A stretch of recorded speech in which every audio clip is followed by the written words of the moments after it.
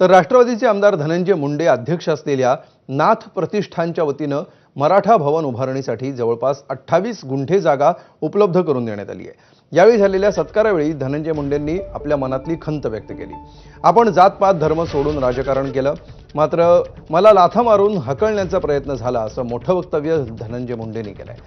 तसंच आपली नियत साफ असून माझ्या बाबतीत झालेला गैरसमज नियतीच दुरुस्त करणार असल्याचंही त्यांनी यावेळी म्हटलं।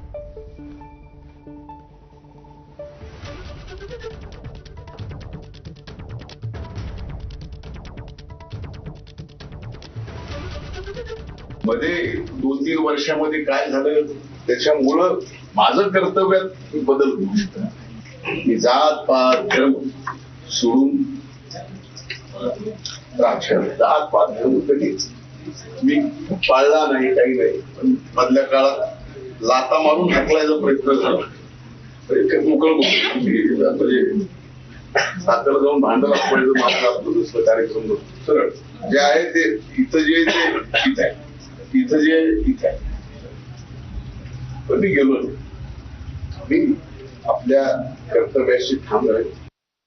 धर्मनिरपेक्ष काय सगळ्याला माहिती। लोक आमच्याच अंगावरती घालतो, नाट्य खेळतो का? टोळी किती घे संपवायला, मला किती वेळ लागणार आहे तिला? जितकी टोळी बोलणार आहे तितकं तुझं राजकीय अस्तित्व उद्ध्वस्त होणार। तुम्हाला खेळतो ना, तुला माहिती मी काय चीज एकदा बघितलंय तो, तुला आणखीन एकदा बघायचंय का? मी बोलतो नाही त्याच्यावर विचारू बी नका। यानंतर पुढची बातमी आहे सांगलीहून। सांगलीच्या जतमध्ये आज पंचायत समितीच्या नव्या प्रशासकीय इमारती